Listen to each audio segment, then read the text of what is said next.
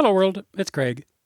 Someone asked me a question about the rotate instructions, and it was a question that I specifically remember asking someone nearly half a century ago. And the question is, why do the mnemonics of the rotates seem backwards? I'm not talking about rotate left or rotate right. For most people, my lovely wife being an exception, left and right are fairly intuitive. But rather to the fact that the rotate that passes through the carry isn't the one with carry in the name.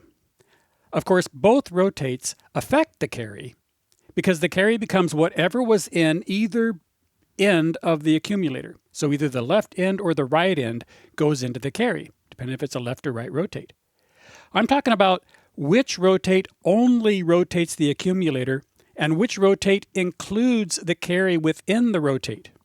Now maybe you're okay with the mnemonics, but it just seems backwards that rotate left carry does not include the carry bit in the rotation, while rotate accumulator does include the carry within the rotation. So the real difference in the rotates is not what happens to the carry bit. The real difference is the source of the incoming bit to the accumulator. But at least to me, that doesn't make the names any more intuitive. Rotate left carry is the rotate of just the accumulator, and it's what we normally think of as a rotate. Each bit shifts left one position. Bit 7 of the accumulator goes around to become bit 0. And in addition to becoming the new least significant bit, that bit 7 also is duplicated into the carry, and the old carry bit is just lost. Rotate accumulator left is the rotate where the accumulator and carry is treated as a single 9-bit register in an 8-bit processor like the 8080 or 8085. And it does the following. Each bit in the accumulator shifts left one position. The most significant bit, bit 7, moves into the carry, and the old bit in the carry moves into the least significant bit of the accumulator, and it becomes bit 0. So it's just a 9-bit left rotate.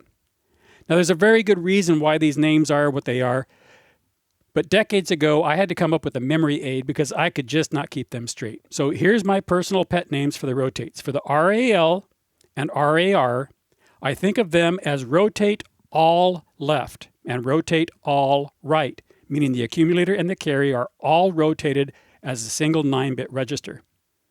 And I think of RLC and RRC as rotate left and into the carry, and also rotate right and into the carry, meaning the accumulator rotates itself and one end bit or the other is put into the carry. Maybe then the word and, you may prefer rotate left and touch the carry, or rotate left and update the carry, or modify, but and works for me. As usual, I'm not here to defend Intel. I wasn't there, but there is a reason for the rotate names being what they are. Now, when Intel invented the microprocessor, the 4004 only had 2 rotates. There were only the RAL and the RAR for rotate accumulator left and right.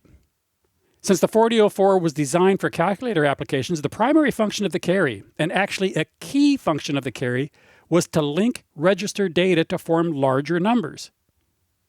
The carry is what allows a processor to do math on values larger than the processor's 4-bit word length. And it was such an integral part of the rotates that in very early 4004 documentation, the name of the carry bit was carry/link bit to explicitly call out its function of linking digits together into larger numbers. So you could do larger rotates of a larger value by shifting one bit into the carry and carrying that over into the next nibble. So it was understood, since the accumulator was essentially a 5-bit register with the carry, that of course the program is going to rotate through the dual-use carry and link bit, because that was mostly its purpose. Again, for calculator applications, bit manipulation was not a priority. RLC and RRC just didn't exist. Now, calculators don't need a lot of bit manipulation, so the 4004 instruction set didn't even have any Boolean functions. But the carry as a link bit was considered so integral to the 4004 that they had a CLC instruction to just clear the carry and a second clear instruction, the CLB instruction, to clear both the accumulator and the carry.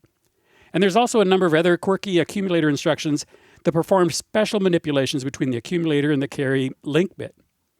Anyway, one thing that needs to be noted that is, despite all of the missing instructions the 4004 did have a decimal adjust accumulator instruction. It was a little less complicated because it only had a 4-bit word, but DAA was there nonetheless in the 4004. Times changed, bit manipulation became much easier with the logical instructions.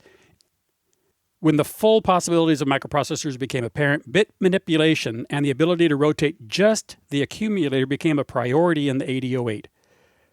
With that came the ability to test and jump on a bit value, which is now something that we consider to be a fundamental programming capability.